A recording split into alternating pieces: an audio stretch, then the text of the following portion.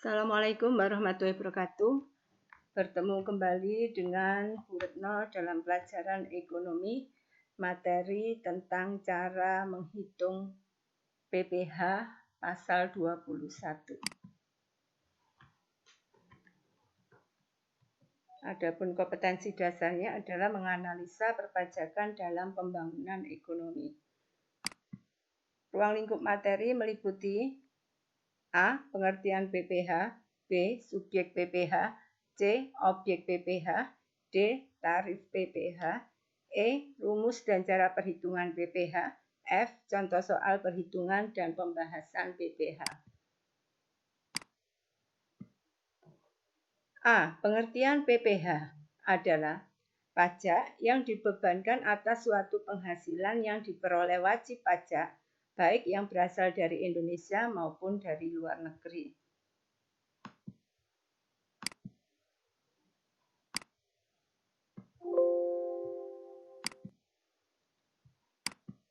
B. Subjek PPh. Subjek pajak penghasilan adalah orang atau pihak yang bertanggung jawab atas pajak penghasilan yang diterima atau diperoleh dalam tahun pajak maupun bagian tahun pajak. Subjek pajak penghasilan artinya orang yang harus membayar pajak penghasilan dan disebut sebagai wajib pajak. Status sebagai wajib pajak ini ditetapkan dengan cara yang bersangkutan mendaftarkan diri terlebih dahulu ke kantor pelayanan pajak atau KPP untuk memperoleh nomor pokok wajib pajak atau NPWP. Pendaftaran diri sebagai wajib pajak dilakukan di KPP tersebut harus sesuai dengan wilayah domisili yang bersangkutan. Wajib pajak yang dimaksud tersebut adalah sebagai berikut. 1.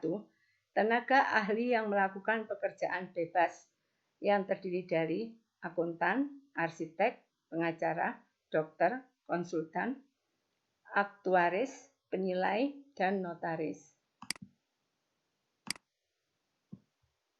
2.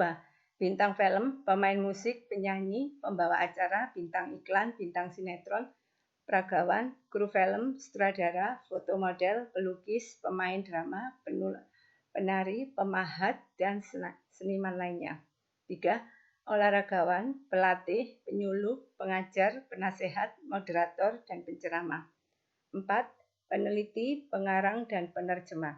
5. Penyedia jasa komputer dan sistem aplikasi, fotografi, teknik, telekomunikasi, ekonomi, elektronika, sosial, dan penyedia jasa kepanitiaan. 6. Petugas dinas luar asuransi. Direct selling, distributor, perusahaan multi-level marketing, petugas penjajah barang dagangan. 7. Dewan pengawas yang tidak merangkap sebagai pegawai tetap perusahaan atau anggota Dewan Komisaris.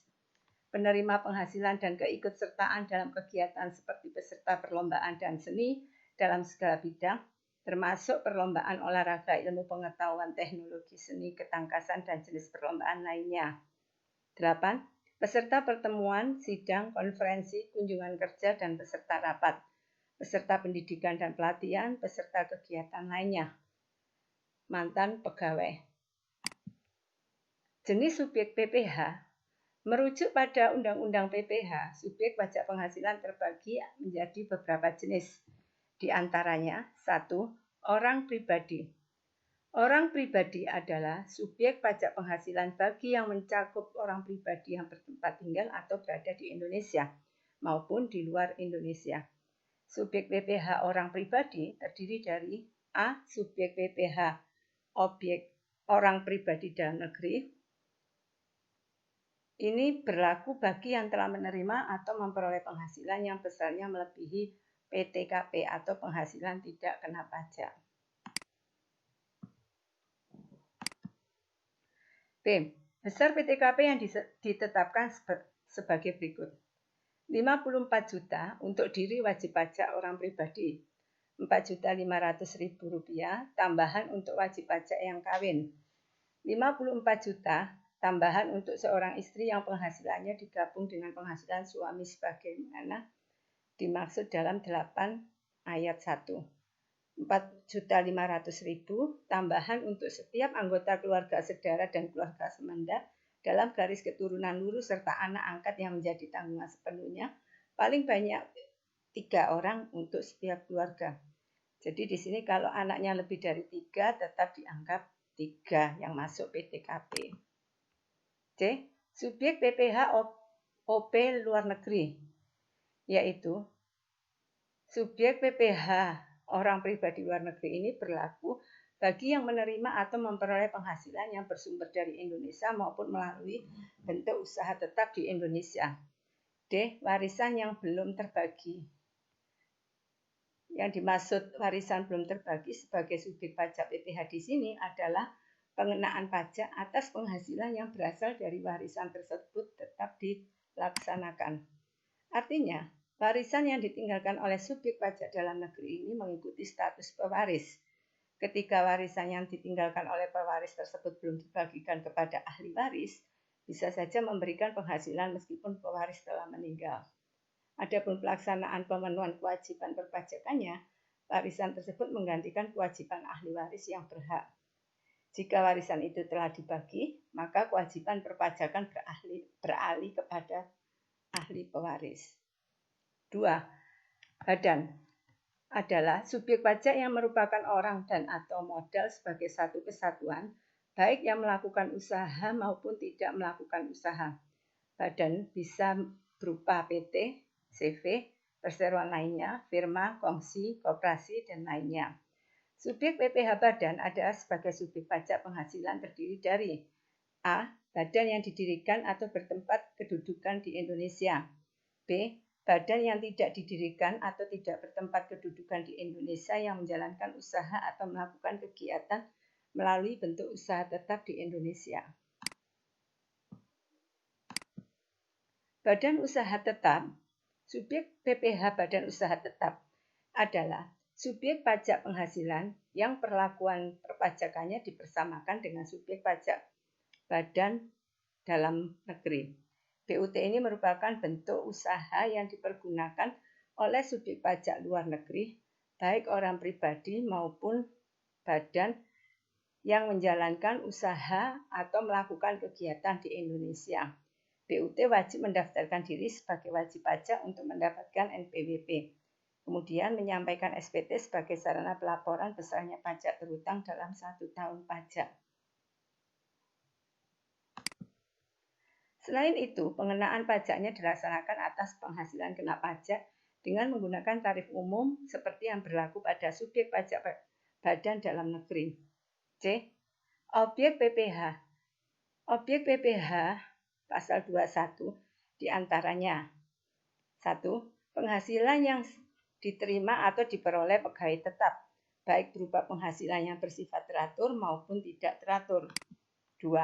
Penghasilan yang diterima atau diperoleh penerima industri secara teratur berupa uang industri atau penghasilan sejenisnya. 3. Penghasilan sehubungan dengan pemutusan hubungan kerja dan penghasilan sehubungan dengan industri yang diterima secara sekaligus berupa uang pesangon, uang manfaat industri, tunjangan hari tua.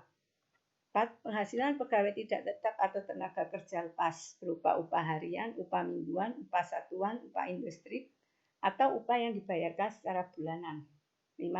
Imbalan kepada bukan pegawai antara lain berupa honorarium, komisi, fee, dan imbalan sejenis dengan nama dan dalam bentuk apapun sebagai imbalan sehubungan dengan pekerjaan, jasa, dan kegiatan yang dilakukan. 6. Imbalan kepada peserta kegiatan antara lain berupa uang saku, uang representasi, uang rapat, honorarium, hadiah, atau penghargaan dengan nama dan dalam bentuk apapun, dan imbalan sejenis dengan nama apapun. D. Tarif PPh. Di sini yang akan kita bahas adalah tarif progresif, ya. Karena tarif progresif ini mengikuti pertambahan dari jumlah penghasilan. Semakin besar penghasilan seseorang, semakin besar tarif pajaknya. Tarif progresif PPh 21. Perhitungan tarif pajak pribadi menggunakan tarif progresif adalah sebagai berikut. 1. Penghasilan sampai 50 juta per tahun dikenakan tarif pajak sebesar 5%. 2. Penghasilan 50 juta rupiah sampai 250 juta rupiah per tahun dikenakan tarif pajak sebesar 15%. 3. Penghasilan 250 juta rupiah sampai 500 juta rupiah per tahun dikenakan tarif sebesar 25%. 4. Penghasilan di atas 500 juta rupiah per tahun dikenakan tarif pajak 30%. Sedangkan untuk wajib pajak yang tidak memiliki NPWP dikenakan tarif sebesar 20% lebih tinggi daripada wajib pajak yang telah memiliki NPWP. Rumus dan cara perhitungan. Perhitungan PPh 21 dilakukan dengan mengalihkan tarif pajak dengan dasar pengenaan pajak atau jumlah bruto dari penghasilan yang ditetapkan. Umumnya, penghasilan yang diterima atau diperoleh tersebut akan dikurangi dengan unsur pengurang yang juga ditetapkan sesuai dengan peraturan yang berlaku. Rumus cara menghitung PPh 21 yaitu sebagai berikut. Tarif pajak kali penghasilan dikurangi pengurang. Bagi pihak penerima penghasilan yang belum memiliki NPWP, perhitungan dilakukan dengan mengalihkan 120% dengan total pajak yang terutang. Sehingga PPh 21 yang harus dibayar adalah 120% kali PPh terutang. F. Contoh soal perhitungan dan pembahasan PPh. Penghasilan tetap. Contohnya, Satria seorang karyawan swasta yang mulai bekerja di PT Harapan Kreasi pada bulan Januari 2018 dengan status menikah dan mempunyai 2 anak. Gaji pokok Satria adalah sebesar 10 juta per bulan dengan tambahan tunjangan pada bulan Januari 2018 sebagai berikut. 1. Tunjangan lembur 1 juta rupiah. 2. Tunjangan komunikasi 300 ribu rupiah. 3. Tunjangan transport 500 ribu rupiah. Selain itu, perusahaan juga mengikuti program BPJS Kesehatan dan BPJS Ketenagakerjaan yang menimbulkan iuran yang harus dibayarkan sebagai berikut. 1. Jaminan kesehatan oleh perusahaan 4%, oleh karyawan 1%. 2. Jaminan kecelakaan kerja oleh perusahaan 0,24%. 3. Jaminan kematian oleh perusahaan 0,3%. 4. Jaminan hari tua oleh perusahaan 3,7% dan oleh karyawan 2%. 5. Jaminan pensiun oleh perusahaan 2% dan oleh karyawan 1%. Maka perhitungan PPh pasal 21 sebagai berikut. Saya tunjukkan dalam bentuk Word biar kalian lebih mudah memahami. Ya. Di sini maka perhitungan PPh pasal 21 sebagai berikut. Gaji pokok 10 juta rupiah ditambah tunjangan lembur 1 juta rupiah, tunjangan komunikasi 300 ribu, tunjangan transport 500 ribu, di total namanya penghasilan bruto per bulan. Ya, ini penghasilan dari pemberi kerja per bulan. Nah, di sini karena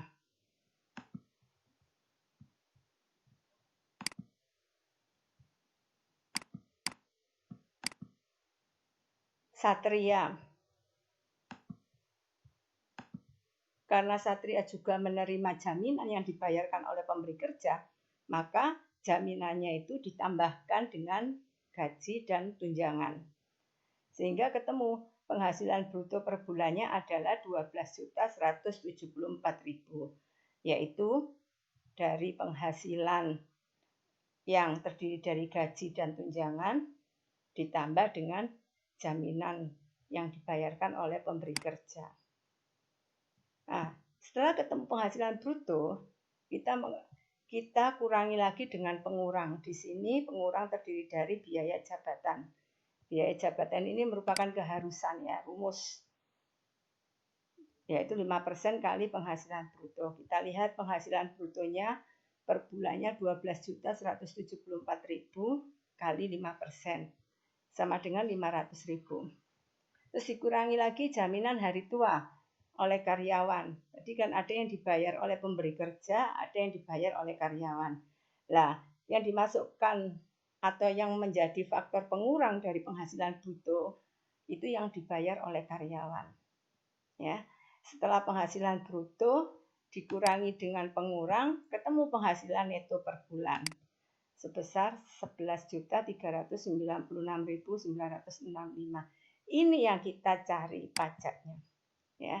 Berarti penghasilan neto per bulan kali 1 tahun, yaitu 12 bulan, berapa? Kemudian dikurangi ya atau disisihkan, ada bagian yang tidak kena pajak, namanya PTKP, pendapatan tidak kena pajak. Terdiri dari wajib pajak 54 juta, ini rumus ya, PTKP-nya ini sudah ditetapkan. Tinggal kita melihat status subjek pajaknya. Apakah wajib pajak itu bujangan atau menikah? Apakah kalau menikah itu pasangannya bekerja atau tidak? Dan apakah punya anak atau tidak? Itu wajib kalian perhatikan.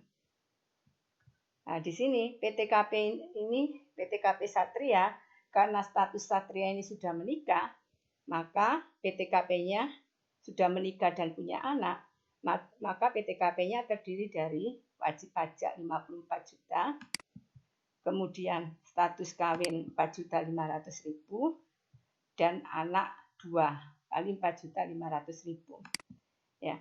Seandainya pasangan atau istri Satria ini bekerja, maka kawin ini diganti 54 juta, sama dengan wajib pajak.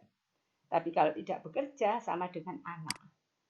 Nah, sekarang anaknya 2, berarti PTKP-nya 2 kali 4.500.000. Jumlah PTKP 67.500.000. Ya. Penghasilan neto per tahun dikurangi dengan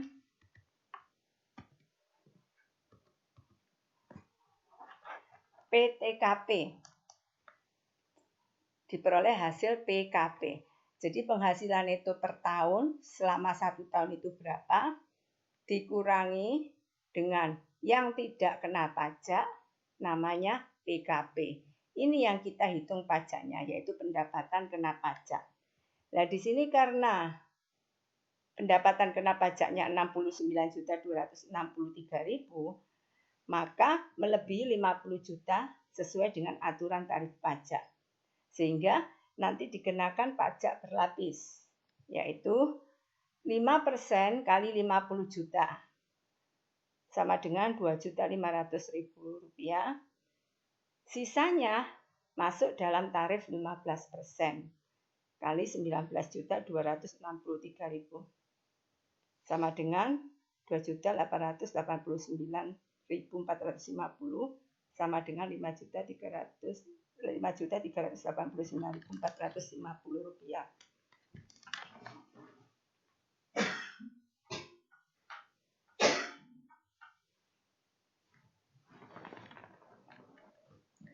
Sehingga besar PPh 21 terutang per bulannya, tinggal kita bagi saja. Kalau PPh pasal 21 setahunnya Rp5.389.450, maka dibagi 12 hasilnya 449.120,83. Berarti nanti PPh 21 yang harus dipotong oleh PT Harapan Kreasi pada tiap bulannya sebesar 444.120,83. Yang harus kalian perhatikan di dalam menghitung PPh pasal 21 terutang, ini adalah besar PKP-nya, ya.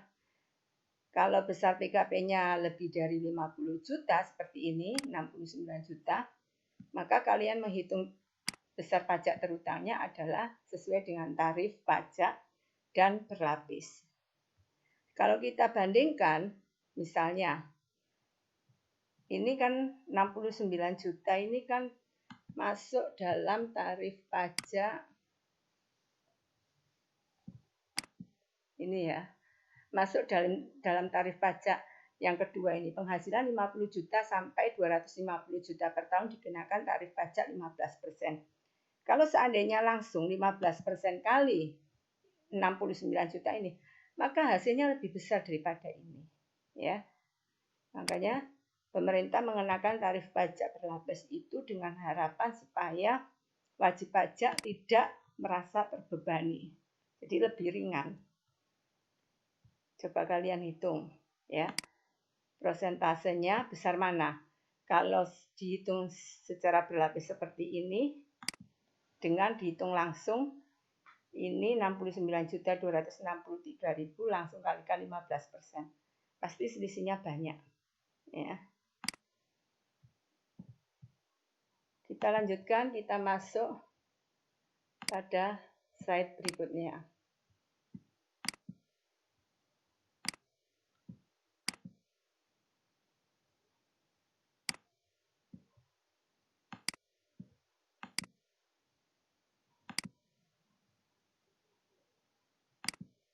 Ini sekarang penghasilan tidak tetap, yaitu contoh nomor 2, Tania adalah seorang freelance yang status belum menikah.